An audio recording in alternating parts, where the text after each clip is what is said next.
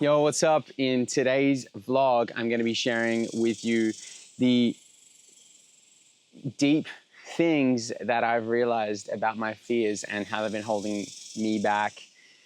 And I'm about to dive in. So if you don't know me, I'm Alex Waters, 34 years old. I'm clearly, hopefully, an Australian. Right now I'm in Austin, Texas, and I've made over $17 million in revenue in my businesses in the last 10 years. And I'm still building. I'm creating a life that, sets me alive every single day. And I'm here to share my wins, challenges, and lessons with you every single week in a way that hopefully informs you better so that you can help yourself in your own life. And so that you get an insight into, what it's like I'm making, what decisions I'm making, and how I'm doing it every single week. Right now I'm in Austin, Texas. I am about to leave to go back to Australia to pick up my son. And then we're flying to New Zealand to spend 2 weeks there with my girlfriend, Taylor, who lives here in Austin too. And then Taylor and I are flying to Spain, and we'll be in Europe for 4 months. So really excited about that. Honestly, it's a huge win this week. And I've got my notes here on my MacBook. So, a big win this week might surprise you was I actually canceled a new offering that I was launching, which is a women's coaching program. Canceled it, and that's a win. It was something that I was doing with two friends, and we were doing to help single women in their 30s find the relationship that they truly wanted. And our plan was to launch organically and then use the money to fund ads. But we realized that the organic launch was much harder than we expected. And in truth, this is part of a bigger pattern for me of overcommitting myself. And I want to talk more about that towards the end in my lessons. So other wins this week, I was interviewed on one of my good friends, Beck Antonucci's podcast, and funny story about that. I honestly wanted to be on that podcast for quite a while. She's one of my good friends, and she hadn't invited me. And last time I asked to come on was a year ago, and she said no, she didn't think it was a fit. And so I totally just detached from that. But we were hanging out at a party on the weekend, and I think she got to experience the version of me that I am today, which is more relaxed and more unattached and more needing of those opportunities. And consequently, she reached out to me and asked me to be on her podcast, and we had an amazing conversation. So I'll share that with you guys once it's out. And thanks, Beck, for having me on.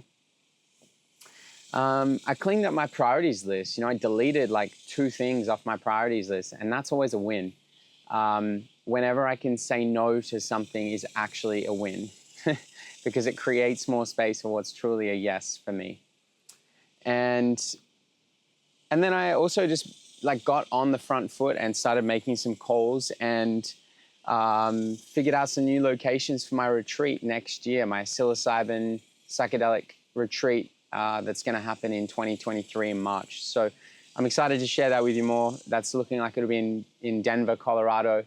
And I'm really excited to potentially be partnering with / using the space of one of the first legal centers in the USA. That just feels really, really exciting for me to be sharing that with you. By the way, if you don't know anything about psilocybin mushrooms and you're interested in it, I have a whole series called Have a Good Trip on my channel here that you can find. So go check it out if you're into that. Challenges this past week. I haven't had too many challenges, but I've had some big lessons. So I'm just going to skip straight to them. Maybe the lessons were manifesting as some challenges, but ultimately I got the lesson. I think that's the biggest part of it all. I've realized that I've been overcommitting myself because I have had an unconscious fear of failing and not feeling good enough unless I succeed, but afraid that I won't succeed. So I try to take on more than I can. And ultimately I end up failing myself anyway and not following through on my commitments. So, some people might say I've already been really successful, and I have in business and in life, and I'm a very successful human at anything that I put my mind to. And I'm in a space right now where I'm committed rather to the path of mastery of something. And mastery takes time and energy and effort. It takes commitment and dedication to one thing. And, I'm trying to do that right now. So I'm in the unwinding of all the ways that hold me back from experiencing mastery in myself. And that is requiring a lot of trust. For instance, in order to write a book, it takes time, energy, and effort over a long period of time towards an activity that isn't necessarily income generating right now and may never be income generating, but rather it's who I become on the process of that is most important to me. But yet I still have to learn to detach from not producing income from it. And so that is a rewiring of the nervous system that's taking place for me right now. And underneath that is that I've found deep acceptance in myself when I've been doing nothing, like I was in Bali last year. I felt like I was the most grounded and accepting of myself than I have been ever. But there's an element of that of like avoiding life and avoiding creating things. And the alternative to that, the other end of the spectrum, when we're swinging on a pendulum, that's what we usually do. We go from one end to the other. The other end was I take on so many things because deep down I have a fear of not being successful at one thing. And so it just ends up, I think the underlying fear there was, what if I pour everything I have into this one thing and it's still not good enough? And it reminds me of a poetry piece that I saw on social media just the other day from a guy named Adam Rower, who I know, and it said something like, what's the thing that I would still do, even if I knew I would fail? And I was like, oh man, that is genius, because that's the thing that we all, especially as men, we I think how I've been getting in my own way. What's the thing that it wouldn't matter if I failed, I would still get up every day and do it. And in that way, the decision is made for me. The decision's made up. And that's a scary paradigm to choose, right? It's so different to how we've been brought up to think and believe and to work. It's not what we've been taught how to live life. Most of us, anyway, I think. Let me know if you relate to that. I'm really, really curious about that. And so, yeah, those are my biggest lessons for this week. And I also want to celebrate that I've shown up really powerfully in my relationship with Taylor, my girlfriend, this week. I took a stand for our relationship, and we've both been really busy, and I said that I'd like to have 2 intimacy appointments before I leave.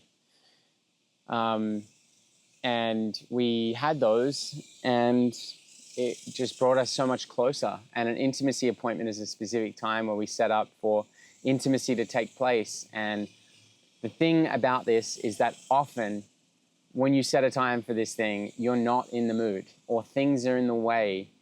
And the beautiful thing about that in a partnership is that it all gets to be brought into the relationship.